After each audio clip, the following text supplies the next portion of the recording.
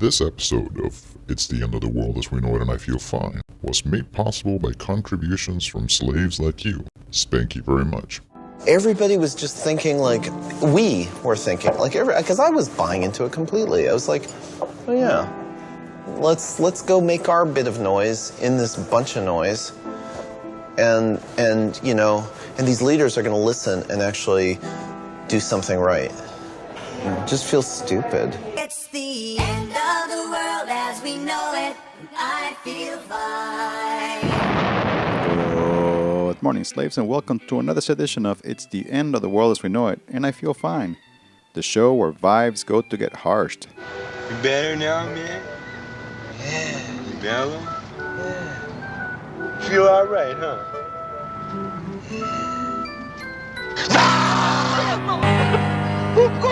I am your host, the Stimulator, and as regular viewers of my fucking show may recall, a few months back, me and my crew of Submedia slaves put out a report on the masturbatory spectacle known as People's Climate March, aka Circle Jerk 2015, which is being coordinated this fall by corporate greenwashers of 350.org and the collectivist petition slingers of Avaz. Hi there, would you like to sign my petition? No way, you freaking pinko. Well, apparently by suggesting that the marching in a Wall Street funded parade to address climate change was essentially the same as publicly slapping your salami with 300,000 of your closest friends, I must have touched a nerve.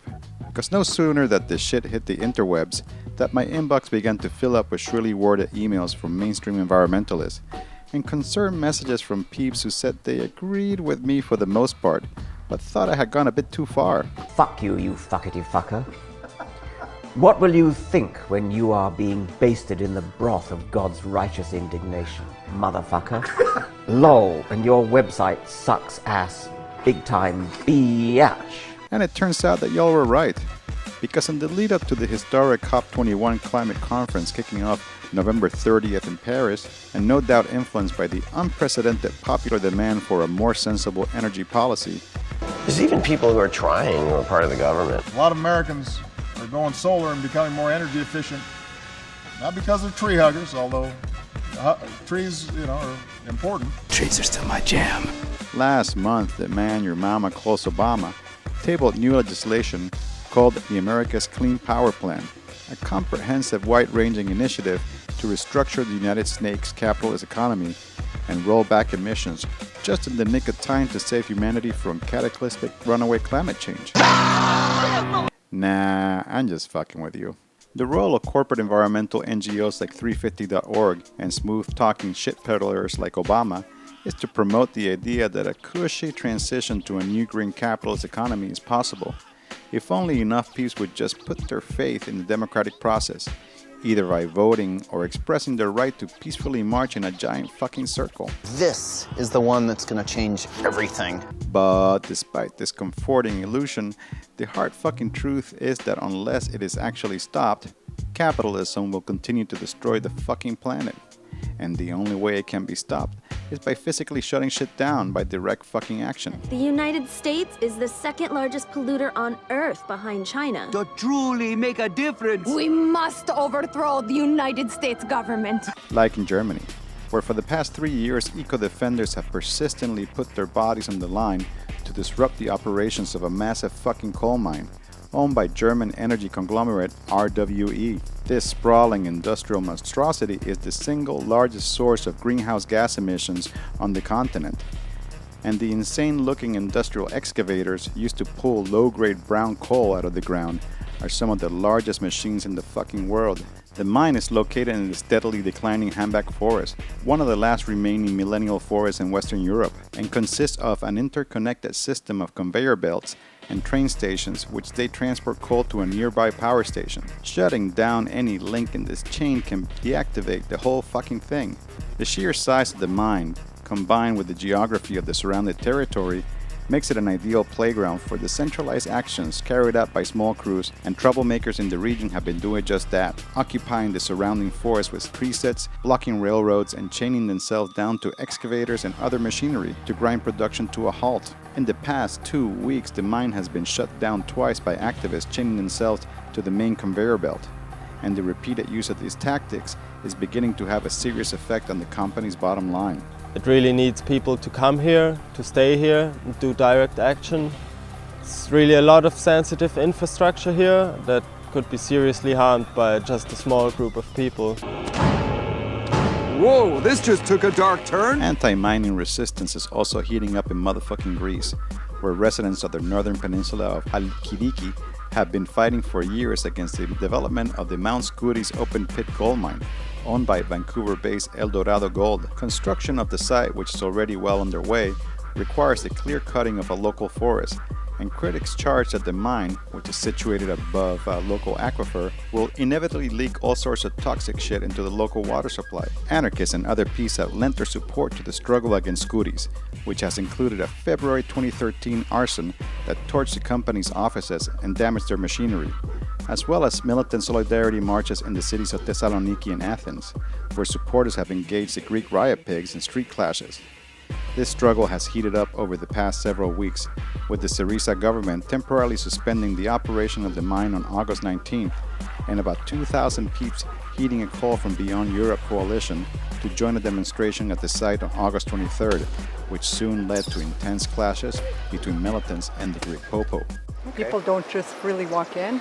So, because we're blocking pipelines out, we're not blocking everybody out. I'm not a pipeline though. She has been on high alert at the Uniston camp over the past couple of weeks after it was discovered that the RC and pigs had begun massing in the surrounding area and warning First Nations Band Council leaders that the large-scale policing operation was imminent. This sharp escalation follows repeated attempts by Chevron and TransCanada employees and RCMP agents to gain access to the site. Let's go back to your car, because you guys don't have permission to come across here. In 2009, members of the Uniston clan set up the camp as a means of blocking the development of oil and natural gas pipelines through unceded Wet'suwet'en territory. And since then, it has become a central rallying cry for opponents of the motherfucking tar sands, as this infrastructure is necessary for its further expansion. On August 27th, a group of 50 prominent organizations and individuals sent a letter to the RCMP, provincial and federal governments, warning against any attempted move on the camp. And an online statement entitled "We Stand with the Unistoten" was quickly signed by thousands more organizations and individuals across the world. In the face of this widespread support, the RCMP was forced to publish a rare press release announcing that they had no intention of taking down the camp. Regardless of the statement from the RCMPigs, the situation at the time of writing is still extremely volatile, and peeps should be getting ready to put plans into action if any move is made against the camp. We're not afraid of the Harper government. We're not afraid of anybody that's going to try and forcefully put their project through our territory when we've already said no. So we had people make vows that they will shut down major highways to impact the Canadian economy if Harper government's going to ignore the Indigenous people. To my survivors, to my uprisers, yeah, to my savages banging on the colonizer. We the survivors, we the uprisers, yeah, we them savages banging on the colonizer. Yeah, we them savages banging on the colonizer. We are finally facing the end of the cycle, an end to the terror fueled by the Bible. Nature's turned against the civilized paleface. Join the struggle or live in denial. The choice is yours, baby. We got the rifles laid out for you to claim, and I can show you just where to aim. Some a big thunder with little rain, but we the mythics on that can't be contained. Yeah, we the mythics on that can't be contained.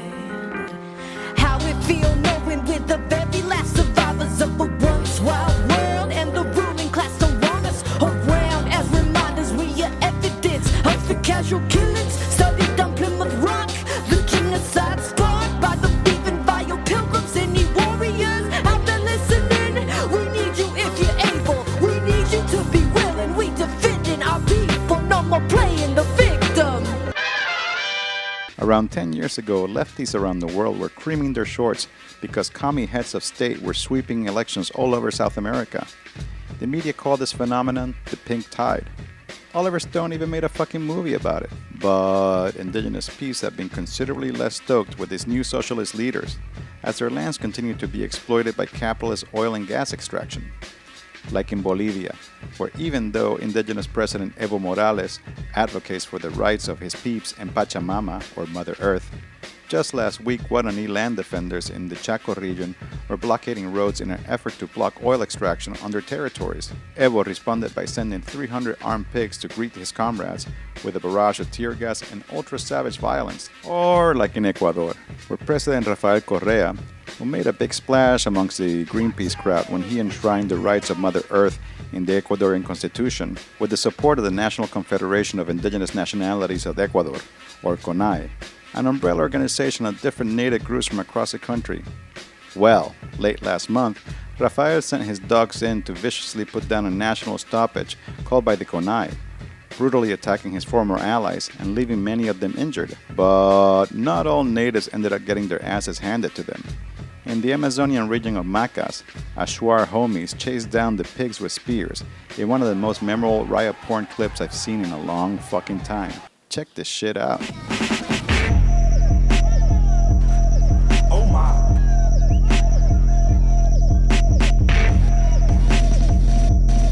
Oh my.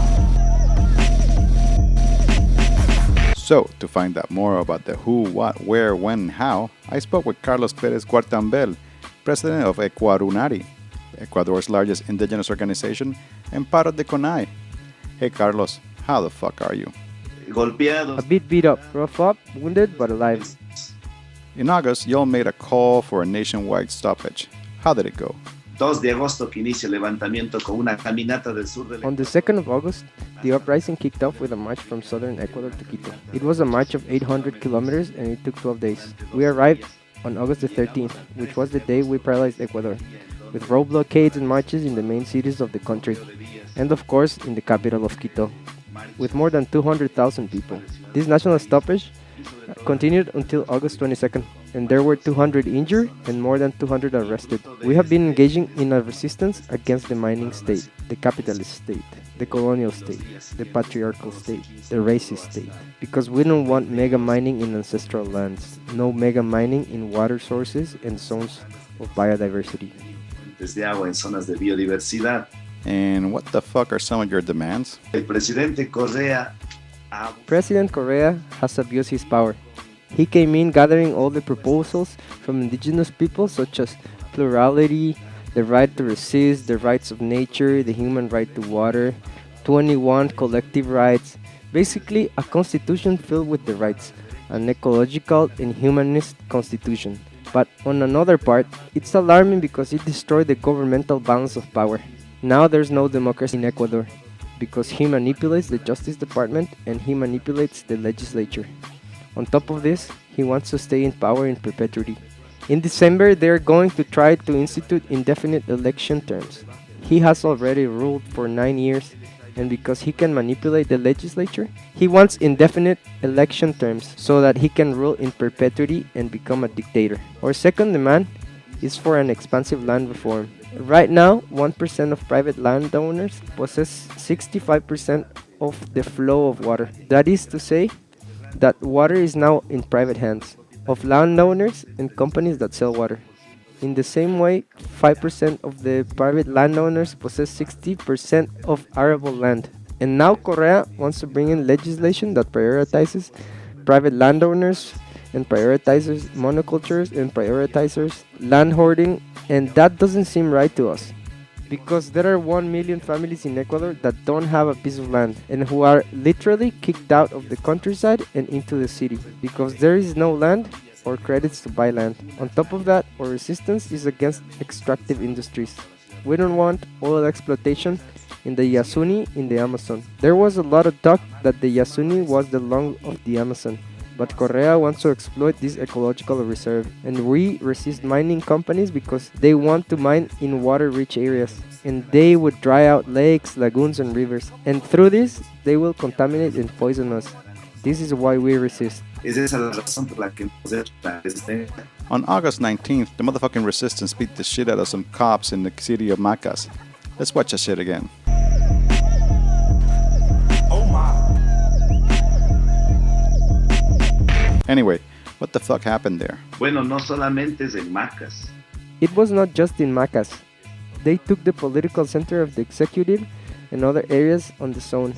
because the government was denying them the right to build a road that would connect some communities that are rather isolated, and because of all the things I've been talking about. Also, it was not just the police, but the army was there too. Thankfully, they were so well organized that there were no arrests.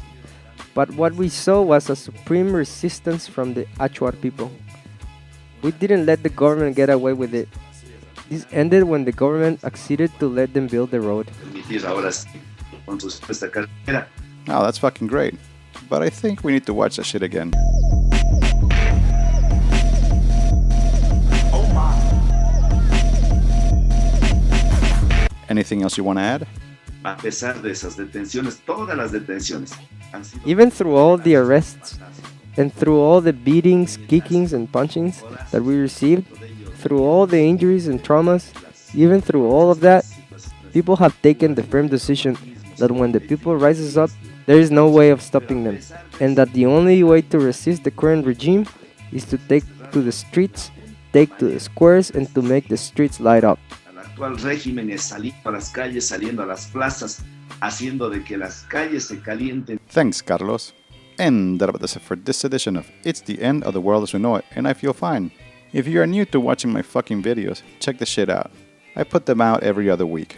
You can get these riot porn mashups downloaded directly to your pacifying device by visiting my fucking website and subscribing to the podcast. I also put up a playlist of the music I use and links to some of the videos I stole with every edition. The videos are made by consuming massive quantities of taco units, which are generously donated by slaves like you.